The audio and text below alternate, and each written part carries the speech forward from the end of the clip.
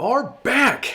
Welcome to Photography Talk episode 12. It's actually the first Photography Talk episode of 2020. So we're going to rock it here. Actually, I just got back in my office here, was up in Huntington Beach with some friends, enjoying a few cocktails, and also enjoyed an amazing sunset. Actually, it gave me more time to spend with this 24-70 2.8 on the Z7 here.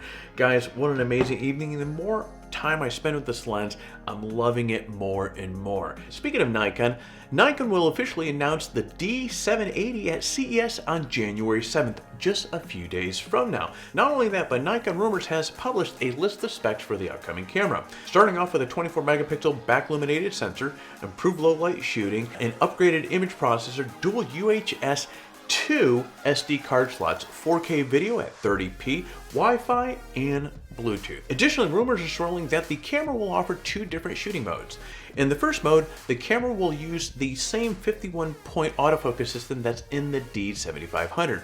But when the camera is used with the mirror up, it will utilize 270-point on-sensor PDAF system from the Z6. With a price tag in the low 2000 range, it should fit nicely in the Nikon lineup as a DSLR version of the Z6. In addition to the D780, Nikon will also announce the Kilopixel P950 in two new lenses, the AFS 120-300 f2.8 and the Nikon Z780-200 2.8 VRS. I know a lot of the Z shooters are going to be excited with that particular announcement because, of course, up until now, it's just been the 24-70 2.8, so another 2.8 lineup, or I'm sorry, another 2.8 to add to the Z offering is going to be a lot of fun for us. Next, we have a luggage thief takes off with a photographer's hard drives. Photos of rare animals are lost. While traveling in Bali, National Geographic photographer Joel Sartor's bag was stolen. In the bag were his cameras, computers, hard drives,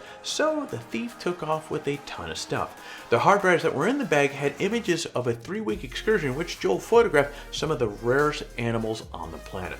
CCTV footage captured the moment that the bag was stolen, but so far no suspects have been named and there doesn't seem to be too many leads. In an Instagram post, Joel asked that anyone with information about the missing hard drives contact him or the local authorities in Bali. Whoever took the bag clearly wasn't in the holiday spirit, and it's a huge bummer for Joel. If you're not familiar with his work, he is an absolute master, and it's quite a shame that the images from this trip might never see light of day. Next, some dude built a sensor that takes 1 kilopixel images.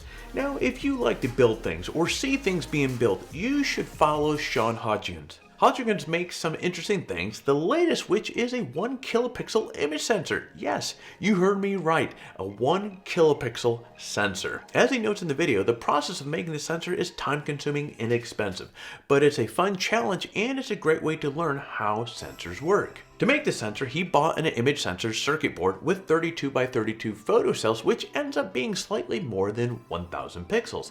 He then added components to the circuit board by hand, which took 2.5 hours to accomplish. To be fair, he didn't just build the sensor, the contraption also includes a 3D printed camera and a lens. Aside from impressive resolution, it's interesting to see the process behind building of the sensor.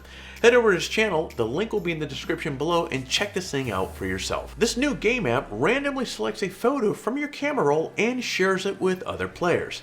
Now, Photo Roulette is a new app that's rapidly rising on the App Store charts, which selects a random photo from your camera roll and then it displays it to everyone playing the game for a period of 5 seconds. The game can involve anywhere from 3 to 50 players, so the potential number of eyes that are seeing your photos, yeah, it's quite large.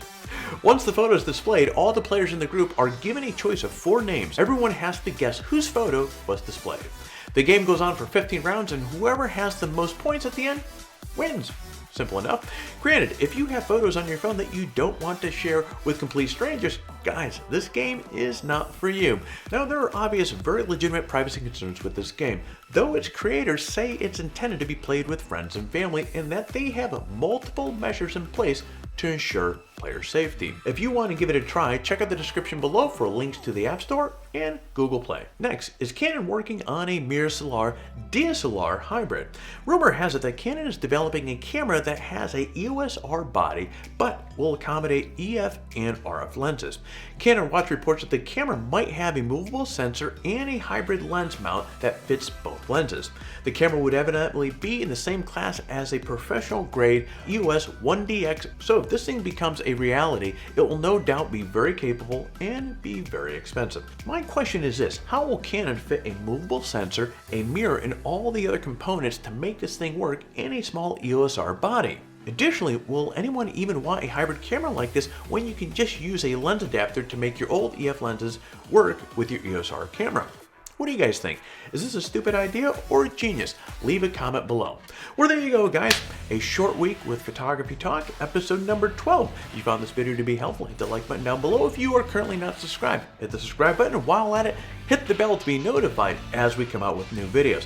So with that said, you guys have a great evening and get out there and take your best shot.